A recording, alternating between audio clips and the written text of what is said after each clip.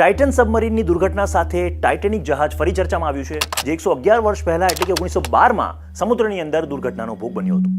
પણ તમને ખબર છે, ટાઇટેનિક ડૂબી જવાના પણ 24 વર્ષ પહેલા, જી હા 24 વર્ષ પહેલા વીજળી નામનું એક જહાજ ગુજરાત પાસે દરિયાની અંદર એક જ રાતમાં ગુમ થઈ ગયું હતું.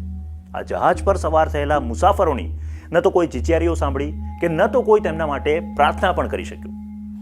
હાજી કાસમ તારી વીજળી, હવે થોડું યાદ આવે છે? જી હા, ગુજરાતી સાહિત્યની એક અમર કહી શકાય તેવી આ નવલકથા. અને આ નવલકથા વીજળી નામના જહાજના ડૂબી જવાની એકદમ સાચી ઘટના પરથી બની છે. આ જહાજના સુકાની કપ્તાન હતા હાજી કાસમ.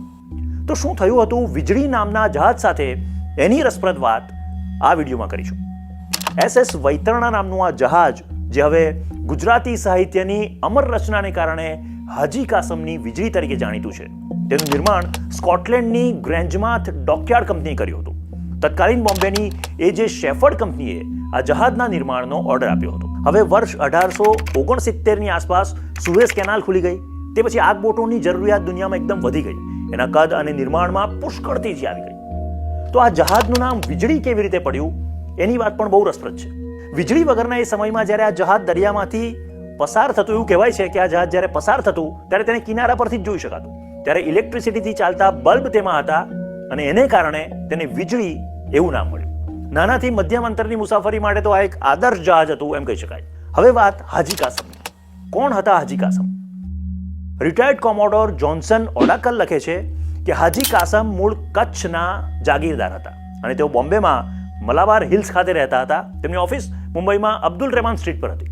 હાજી કાસમ લગભગ 2 દાયકા કરતાં વધારેનો વહાણવટાનો અનુભવ ધરાવતા હતા. ખૂબ જ અનુભવી માણસ.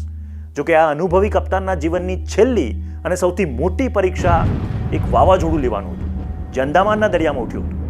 આ જહાજની થોડી વાત કહી દઉં તમને, જેથી તમને થોડો આઈડિયા આવે, તમે ઇમેજિન કરી શકો. આ જહાજ 22 ટન કોલસો લઈને નીકળતું અને કચ્છથી મુંબઈ વચ્ચેની સફર 30 કલાકમાં પૂરી કરતું.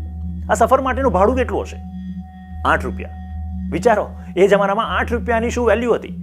આજે 8 રૂપિયામાં કદાચ 2 લીંબુ પણ ના આવે. હવે અંગ્રેજ સરકારના એ સમયમાં બોમ્બે અને કરાચી બંદરોને બહુ મોટું પ્રોત્સાહન મળતું હતું, જેના કારણે વિદેશ સાથે જે વેપારીઓ વેપાર કરતા હતા, જૈન ભાટિયા અને લોહાણા શાહ સોદાગરો અને બીજા દરિયાખેડુ, એ બોમ્બે કે કરાચી સ્થાયી થતા હતા. હવે વાત વીજળીની છેલ્લી સફરની. આ વાત 1888ની છે.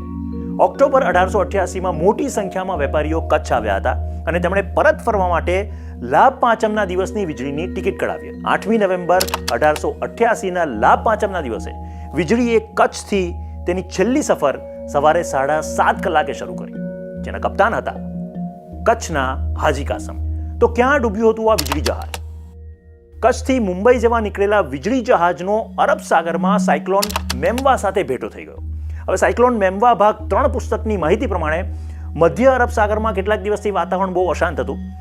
8મી નવેમ્બરની બપોરથી વાવાઝોડું મેમ્વા 13 કિલોમીટર પ્રતિ કલાકની ઝડપથી કાઠિયાવાડના દરિયા કિનારા તરફ આગળ વધતું રહ્યું હતું.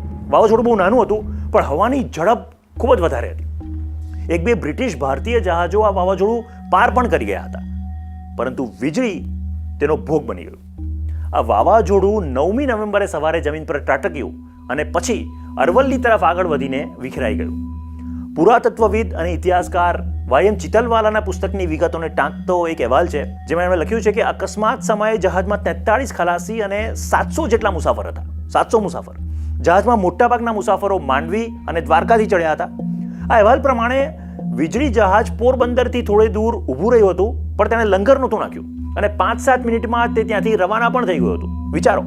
અને એને કારણે 100 જેટલા મુસાફર પોતાની સફર ચૂકી ગયા. લંગર નહોતું નાખ્યું એણે, એટલે આ મુસાફરો ત્યાં ચડી શક્યા નહીં અને એ દુર્ઘટનાનો ભોગ બનવાથી તેઓ બચી ગયા હતા. વીજળીના માંગરોળ ખાતેના એજન્ટ બાલકૃષ્ણ બાવાજી આ અહેવાલ પ્રમાણે 9મી નવેમ્બરે તેમણે સવારે 1 વાગ્યાની આસપાસ માંગરોળના દરિયા કિનારે વીજળી જહાજને જોયું હતું અને એ પછી સવારે 4-5 વાગ્યાની આસપાસ માંગરોળથી લગભગ 30-40 કિલોમીટર દૂર દરિયામાં આ જહાજ ડૂબ્યું હોવાનું તેઓ અનુમાન મૂકે છે. આ દુર્ઘટના પછી તેની કંપની તરફથી અને બોમ્બે પ્રેસિડેન્સી તરફથી તપાસના પણ બહુ પ્રયાસો થયા, બધા નિષ્ફળ રહ્યા. દુર્ઘટનાના કારણોની તપાસ દરમિયાન એને બનાવનારી શેફર્ડ કંપનીએ સ્વીકાર્યું કે તેના જહાજમાં લગાડવામાં આવેલા જે દબાણ માપક યંત્રો હતા અને બેરોમીટર હતા એ ખામીવાળા હતા. જહાજ પર બચાવ માટેની વ્યવસ્થા પણ અપૂરતી હતી, એવું પણ આ તપાસમાં બહાર આવ્યું. વીજળીને લાપતા ગણી લેવામાં આવ્યું, કારણ કે તેનો કાટમાળ પણ નહોતો મળ્યો, કોઈ મુસાફરના મૃતદેહ પણ નહોતા મળ્યા. તો આ હતી હાજી કાસમની વીજળી ડૂબી જવાની, એટલે કે આ વીજળી જહાજ ડૂબી જવાની આખી ઘટના. આ વિડીયો તમને કેવો લાગ્યો એ અમને કોમેન્ટ બોક્સમાં લખીને ચોક્કસ જણાવજો. શું આવી ઐતિહાસિક રસપ્રદ ઘટનાઓ પર બનેલા વિડીયો તમે BBC ન્યૂઝ ગુજરાતીના પ્લેટફોર્મ્સ એટલે કે અમારી યુટ્યુબ ચેનલ, અમારા ફેસબુક પેજ, ઇન્સ્ટા પ્લેટફોર્મ પર જોવા માંગો છો તો એ પણ જણાવો. અમારી યુટ્યુબ ચેનલને સબસ્ક્રાઇબ કરો, અમારા ફેસબુક પેજને લાઇક કરો